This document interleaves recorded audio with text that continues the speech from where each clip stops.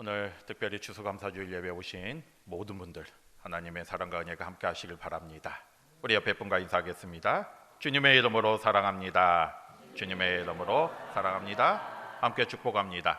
주님의 이름으로 축복합니다. 주님의 이름으로 축복합니다.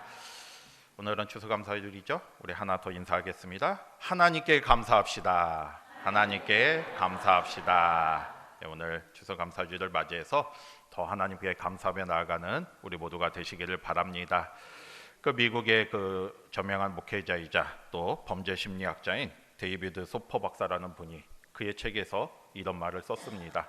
이제 범죄 심리학자다 보니까 이제 이 교도소에 살고 있는 많은 사람들, 죄수들을 이렇게 접하게 됐겠죠. 이제 그들을 이렇게 바라보면서 또 그들과 함께하면서 이제 이런 어떤 책을 이런 느낀 거를 이렇게 썼습니다. 뭐라고 썼냐면 교도소에 사는 죄수와 수도원에 사는 수도사의 공통점과 차이점에 대해서 썼습니다. 공통점이 뭐겠습니까? 죄수와 교도소와 수도원의 공통점은 뭐겠습니까? 높은 담이 쳐 있다는 거죠. 높은 담이 쳐 있고 세상과 떨어져서 단절돼서 살아가게 있고요. 또 그 안에는 노동이 있고 또 음식은 풍부하지 않아요. 풍성하지 않습니다. 근데 이거는 이제 공통점인데 이 둘 사이에 결정적인 차이가 있다는 거예요. 뭐가 있다는 겁니까? 불평과 감사의 삶이었죠. 교도소에 사는 죄수들은요, 물론 다 그런 건 아니지만 대부분은 눈을 뜨는 순간부터 불평, 불만과 함께 살아간다는 겁니다. 환경에 대한 불평, 가족에 대한 불평, 또 사회에 대한 불평으로 살아가면서 이렇게 늘 그 입에서 불평이 떠나질 않는다는 거죠. 반대로 수도원에 사는 수도사들은 어떤 삶을 살겠습니까? 눈을 뜨자마자 감사의 삶을 사는 거예요. 하나님께 대한 감사, 자연에 대한 감사, 동료에 대한 감사를 하면서 하루 종일 감사의 기도를 드린다는 겁니다. 그러면서 이 소퍼 박사는 마지막에 이렇게 결론을 내렸습니다. 교도소에 사는 죄수라도 범사에 감사하면 비록 몸은 교도소에 있지만 마음은 어떤 삶을 사는 거예요? 수도원에 사는 수도사와 같은 삶을 사는 것이고, 반면에 거룩하게 보이는 수도사라도 감사를 잃어버리면 어떤 삶이 되는 거예요? 그곳이 바로 교도소와 같은 삶이 된다. 이렇게 결론을 내렸습니다. 여러분, 우리도 마찬가지입니다. 우리는 얼마나 감사의 삶을 살고 있습니까? 아니면 우리 입에서 불평 분만이 떠나지 않고 있습니까? 스스로 한번 생각해 보시기를 바라고요. 아무리 좋은 환경이라 할지라도 내가 불평 불만 속에 살아간다면 그곳은 지옥이 되는 거고요. 때로는 어려움과 고난이 있을지라도 내가 하나님의 은혜를 생각하면서 감사하며 살아가면 그곳은 천국이 되는 겁니다. 여러분, 오늘 추수감사주일이잖아요. 우리가 하나님 앞에 특별히 이렇게 감사를 생각하는 하루가 되는데, 오늘만 감사하는 게 아니라 1년 365일 그리고 앞으로 영원히 주님의 은혜를 생각하며 감사하며 살아가는 저와 여러분이 되시기를 바랍니다. 그러면 우리가 하나님께 어떻게 하면 감사할 수 있을까? 여러분, 어떻게 하면 감사할 수 있겠습니까? 그냥 쉽게 한번 생각해 보세요. 어떻게 하면 감사할 수 있겠습니까? 감사는요, 생각을 해야 돼요. 생각하지 않으면 감사할 수가 없습니다. 뭘 생각해야 돼요? 하나님의 은혜를 생각하고요. 나와 함께 하신 하나님의 어떤 분이신가를 내가 생각해야 돼요. 그리고 나에게 베풀어 주신 은혜를 기억하고 생각해야 돼요. 그거를 생각할 때 내가 감사할 수가 있습니다. 여러분, 하나님께서 우리에게 많은 은혜를 주셨어요. 또 우리와 함께하여 주십니다. 그런데 내가 그 하나님을 생각하지 못하면, 그리고 생각하지 않으면 감사할 수가 없어요. 이 감사의 시작은 생각하는 겁니다. 하나님의 은혜를 생각해야 돼요. 여러분, 감사가 영어로 뭡니까? 우리가 감사합니다 영어로 뭐라고 해요? thank라고 하잖아요. thank. 이 감사 어원이 바로 생각하다, think와 같아요. 이 thank, 감사의 어원이 바로 생각하는 겁니다. 이게 뭔가를 생각할 때, 은혜를 생각할 때 감사할 수가 있는 거죠. 여러분, 우리가 하나님께 감사하기 위해서는요, 하나님이 나에게 베풀어 주신 은혜를 생각해야 돼요. 생각하면 할수록 감사가 생각나게 돼 있는 것이고요. 또 감사를 생각하면 또 더 많은 감사가 생각나게 돼 있습니다. 그게 바로 우리가 감사할 수 있는 감사의 생활의 비결이 되는 거죠. 여러분, 금년에는 하지 않았지만 한 예전에 우리가 추수감사 전에 이게 감사 노트를 쓰는 게 있었어요. 한 2년 전에 했던 것 같아요. 2년 전에 이렇게 3주 동안 21일 동안 우리가 매일매일 감사 노트를 쓰자 이렇게 이제 그걸 한 적이 있습니다. 그때 이제 제가 저희 가정도 그걸 했는데 저희 아들이 하는 걸 살짝 봤어요. 과연 우리 아들은 뭘 감사하고 있을까? 이걸 살짝 봤는데 처음에는 뭐 이제 우리가 흔히 하는 감사 이런 걸 이제 쓰기 시작하다가 이제 얼마쯤 지나가니까 쓸 말이 없었는지 그냥 뭐라고 썼냐면 태어나게 해주셔서 감사, 오늘도 살아있음에 감사, 오늘도 숨을 쉬게 해주셔서 감사, 오늘도 그냥 이렇게 생명을 유지하게 해주셔서 감사, 뭐 이런 감사만 쭉 쓴 거예요. 처음엔 저는 그걸 보고 야 얼마나 쓸 것이 없으면 이걸 썼을까 생각을 했는데 그 순간 무슨 생각이 들었냐면 바로 그게 우리의 감사의 조건이 되는 거죠. 우리가 살아있는 이 자체가 하나님 앞에 감사할 수가 있는 겁니다. 우리가 생각을 안 해서 그래요. 여러분, 하나님께서 우리에게 많은 은혜를 주셨습니다. 그거를 생각하면서 늘 감사하시길 바랍니다. 우리가 가만히 생각해 보면요, 우리에게 일어나고 있는 모든 일들이 다 감사한 일이 되는 거예요. 그걸 깨닫고 또 하나님 앞에 감사하며 나아가는 저와 여러분이 되시기를 바랍니다. 특별히 오늘 우리가 같이 봉독한 시편 30편은요 다윗이 쓴 시예요. 다윗이 이렇게 고백한 시인데 다윗은요 하나님께서 자신에게 베풀어 주는 그 은혜를 잊지 않았어요. 그리고 그걸 기억하고 생각했습니다. 그리고 그거를 자신의 입술로 하나님 앞에 찬양하며 고백하고 있어요. 이게 바로 감사가 되는 거죠. 오늘 이 다윗의 감사를 통해서 우리도 하나님 앞에 감사하는 그런 삶이 되기를 바랍니다. 첫 번째로 다윗은 뭘 생각하면 감사했습니까? 바로 지금까지 하나님께서 베풀어 주신 그 은혜, 지금까지 함께해 주신 그 하나님의 거룩함을 기억하며 감사의 고백을 드리고 있습니다. 여러분 4절 같이 한번 보겠습니다. 4절 볼게요. 시작. 그의 거룩함을 기억하며 감사하라. 아멘. 다윗은요 자신에게 함께 하신 하나님의 은혜를 생각하며 기억하며 하나님을 찬송하고 감사하고 있어요. 그리고 더 나아가서 다른 사람들에게도 이 하나님의 은혜를 전하면서 함께 찬송하며 그 하나님의 거룩하심을 감사할 것을 권면하고 있습니다. 여러분, 다윗의 삶을 한번 생각해 보세요. 우리가 다윗하면 이스라엘의 가장 위대한 왕 생각하죠. 맞습니다. 다윗은 이스라엘의 가장 위대한 왕이에요. 그런데 이 다윗의 삶을 우리가 면면히 들여다보면요 늘 형통한 삶이 되었던 건 아니었어요. 파란만장하다고 하죠. 바로 다윗의 삶이 파란만장한 삶을 살았습니다. 때로는 물론 좋은 일이 있고 은혜로운 일들도 많았지만 그에 못지않게 어려운 일들도 많이 있었고요. 고난을 받은 일도 수없이 많이 있었습니다. 여러분, 다윗이 어릴 때는 이 시골의 목자 이새의 막내 아들이었잖아요. 막내 아들로 태어나서 어릴 때부터 양을 치는 목동의 삶을 살았습니다. 그리고 왕으로 부름을 받아서 기름 부음을 받았지만 바로 왕이 되지 못했어요. 계속 쫓겨다녔어요. 누구에 의해 쫓겨다녔습니까? 사울에 의해서 쫓겨다녔잖아요. 그래서 이스라엘 전역을 막 쫓겨다니면서 그 죽음을 피해 다닐 수밖에 없었고요. 뭐 외국에 망명까지 하고 그랬잖아요. 그러다가 왕이 되었어도 또 무슨 사명이 있었습니까? 수많은 정복 전쟁을 해야 돼요. 여러분, 전쟁이 말이 쉽지 결코 쉬운 일이 아니잖아요. 그런데 이 다윗은 그 사명이 있었기 때문에 주변 나라들과 계속 끊임없는 정복 전쟁을 해야만 했습니다. 그리고 다윗은 또 살면서 또 여러 가지 죄를 지었잖아요. 우리가 잘 아는 밧세바를 범하는 죄를 짓고 밧세바의 남편 우리아를 죽이는 죄를 범했어요. 그때의 나단 선지자를 통해서 하나님의 책망을 듣기도 했습니다. 그리고 노년에는 어떤 일이 있었습니까? 자기가 사랑하는 아들 압살롬의 반역을 위해서 또 거기서도 또 피해 다니는 큰 아픔을 겪기도 했잖아요. 그러니까 우리가 다윗의 삶을 보면요, 우리가 다윗이 늘 하나님을 찬송하며 하나님께 찬양하는 그런 삶을 살았는데 사실 그 삶 자체는 굉장히 어려움이 많았고 또 파란만장한 삶을 살았음을 알 수가 있습니다. 그런데 다윗은요 이 순간순간 무엇을 생각했다는 거예요? 이 고비마다 어려움과 위기마다 자신과 함께 해주신 누구를 생각했습니까? 하나님을 생각했어요. 하나님의 은혜를 생각했습니다. 그리고 실제로 하나님께서도 늘 다윗과 함께하여 주셨어요. 다윗은 그거를 기억하니까 그 하나님을 생각하니까 그 하나님께 감사의 찬송을 드릴 수밖에 없는 거죠.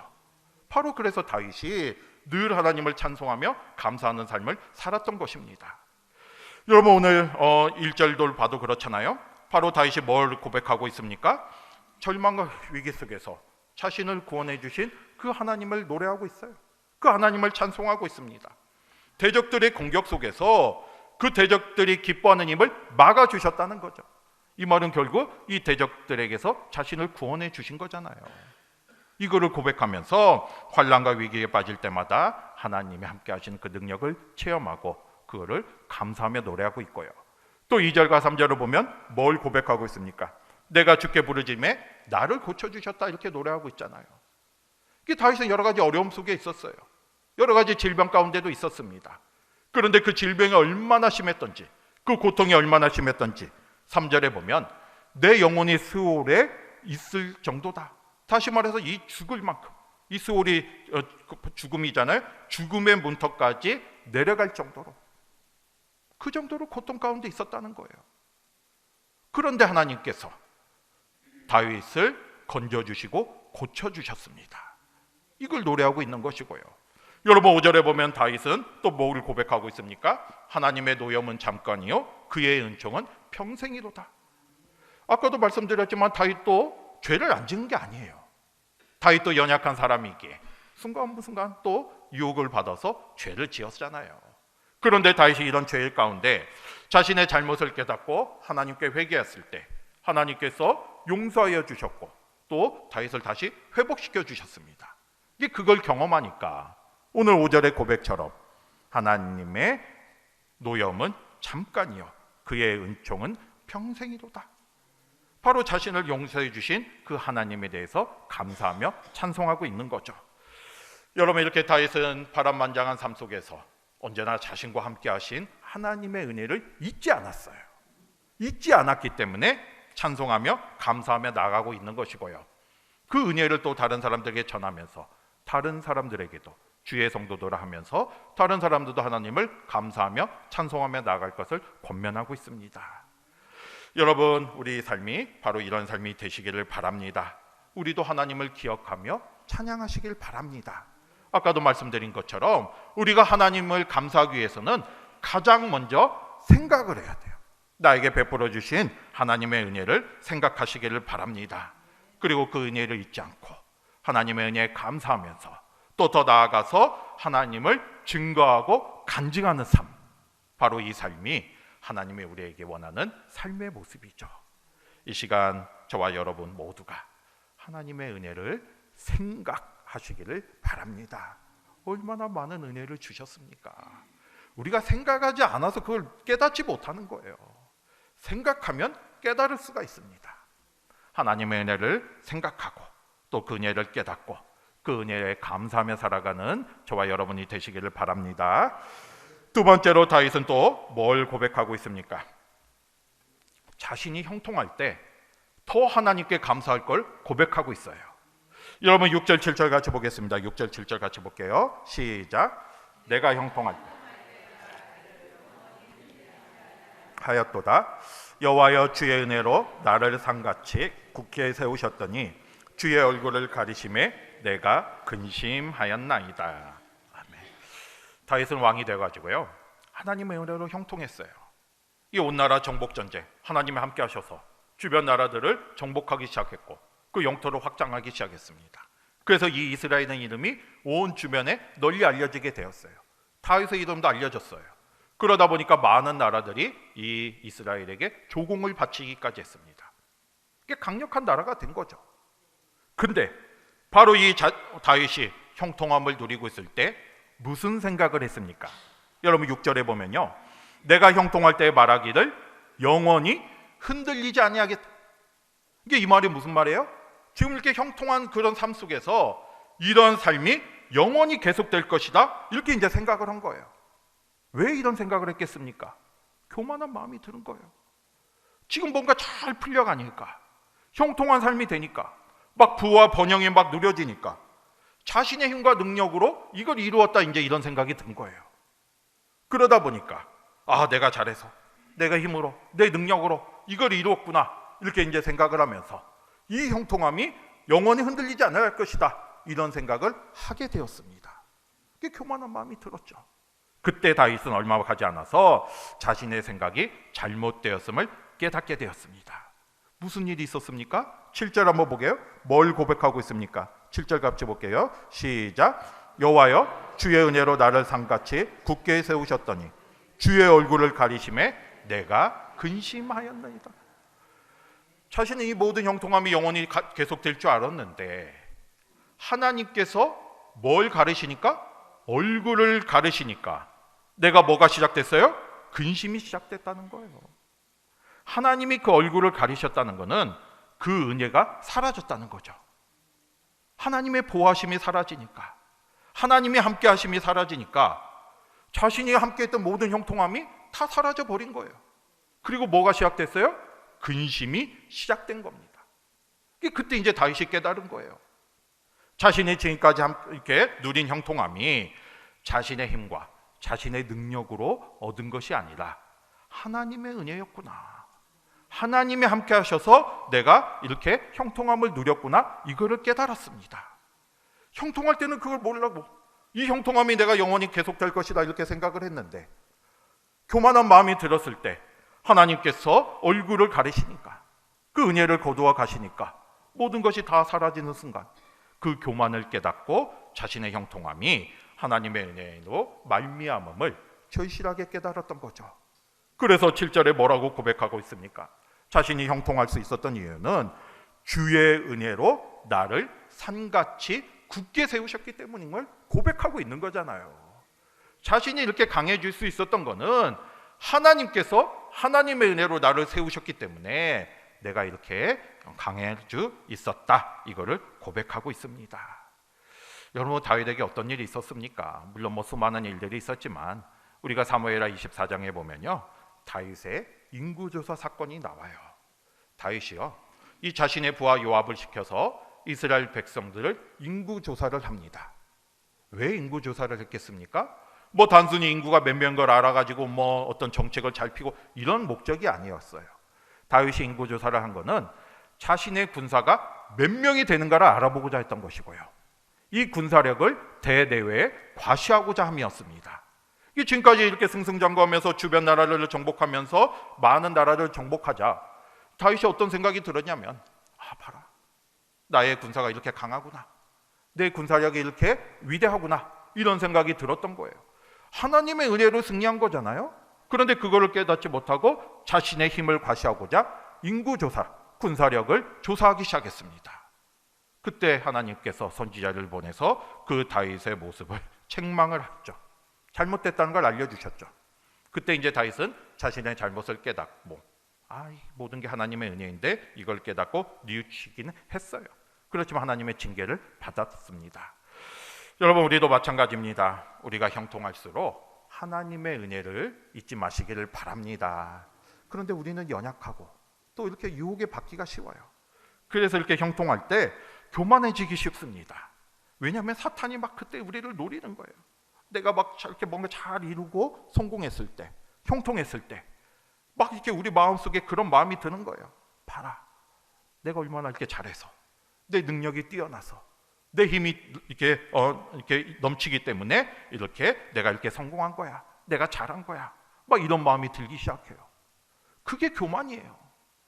여러분, 우리가 교만한 마음이 드는 순간 우리는 나의 삶의 중심이 내가 되는 거고요. 그때부터는 하나님을 기억하지 못하고 떠난 삶이 되는 거예요. 그러면 하나님께 감사할 수가 없는 하나님의 은혜를 잊어버리는 삶이 되고 마는 거죠. 여러분, 감사를 잃어버리면요, 오늘 말씀처럼 하나님께서 얼굴을 가리실 수가 있습니다. 하나님이 우리에게 얼굴을 가리신다면 우리가 어떻게 하나님의 보호하심과 하나님의 인도하심 속에 살아갈 수가 있겠습니까? 그러면 안 되잖아요. 하나님이 우리를 돌아보시지 않는다면 우리에게 여러 가지 어려움이 생길 수도 있어요. 다윗이 그랬잖아요. 형통할 때 교만한 마음이 들자 하나님의 얼굴을 가리시니까 근심이 생기기 시작했잖아요. 우리는 이런 삶이 되지 않도록 늘 주님 앞에 감사의 마음을 잊지 마시기를 바랍니다. 형통할수록 더 하나님께 감사하셔야 돼요. 그리고 하나님의 은혜를 잊지 않아야 합니다. 하나님의 은혜를 잊지 않고 늘 감사하며 나아가시기를 바랍니다. 우리는 연약하기 때문에 자칫하면 사탄의 유혹에 빠질 수가 있어요. 그러니까 기도해야죠. 그러니까 주님의 도우심을 간구해야죠. 우리가 더 하나님 앞에 사탄의 유혹에 빠지지 않도록, 또 하나님 앞에 감사할수록 더 기도하며 나아가는 저와 여러분이 되시기를 바라고요. 언제나 하나님이 주시는 은혜를 잊지 않고 형통할수록 더 하나님의 은혜에 감사하며 나아가는 저와 여러분이 되시기를 바랍니다. 그 다음에 세 번째로는요, 다윗이 뭘 고백하고 있습니까?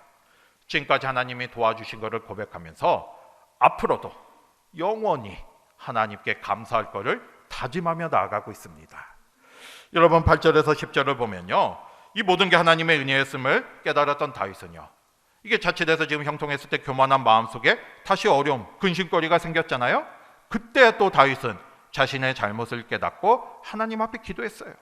자신을 건져줄 것을 기도하고 자신의 부르짖음에 응답해 주실 것을 기도합니다.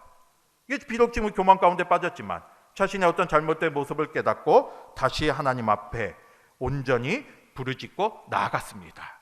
그때 하나님께서 어떻게 하셨습니까? 놀라운 또 은혜를 주시죠. 11절과 12절을 보면 그 답을 찾을 수가 있어요. 먼저 11절 같이 보겠습니다. 시작. 주께서 나의 슬픔이 변하여 내게 춤이 되게 하시며 띄우셨나이다. 아멘.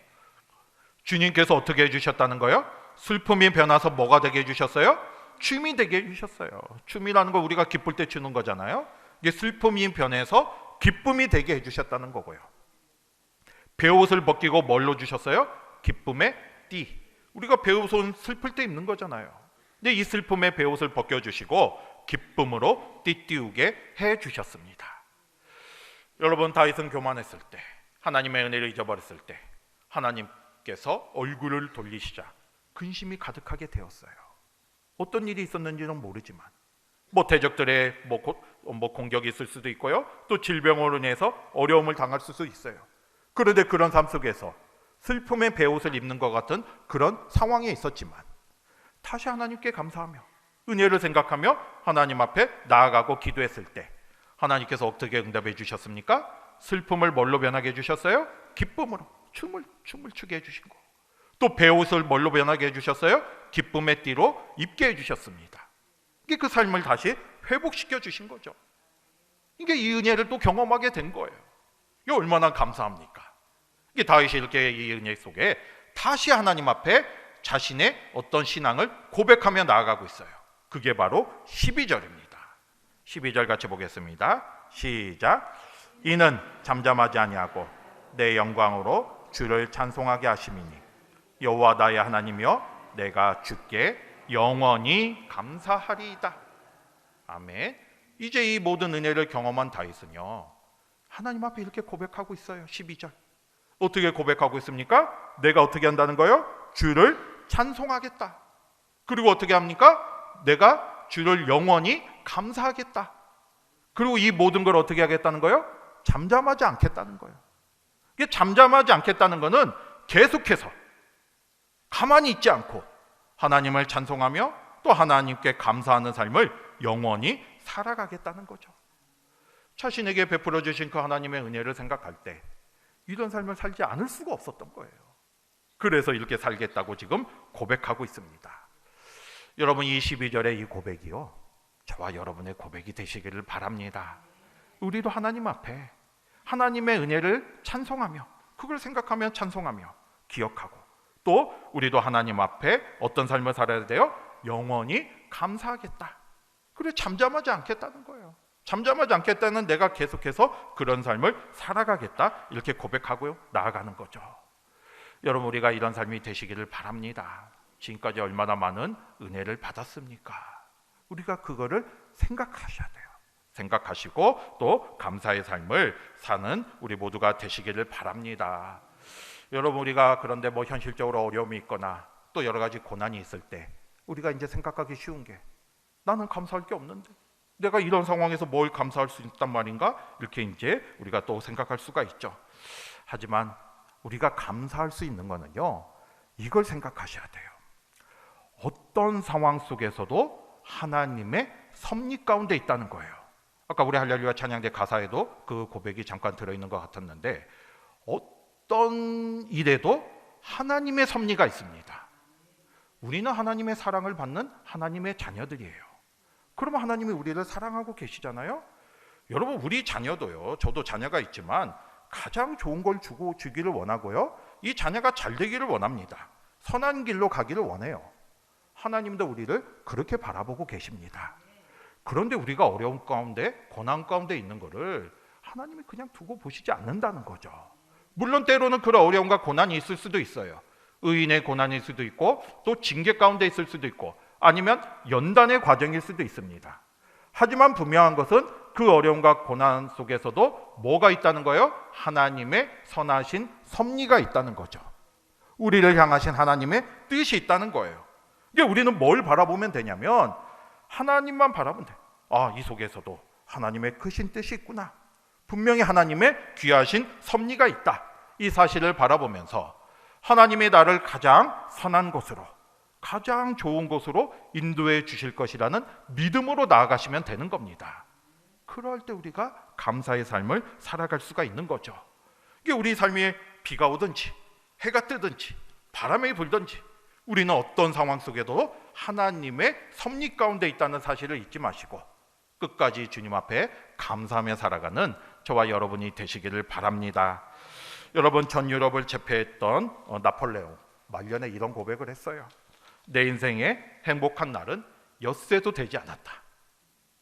그런데 이 장애로 태어나서 한평생을 어려움 가운데, 장애 가운데 살아갔던 헬렌 켈러는 또 이런 고백을 했습니다.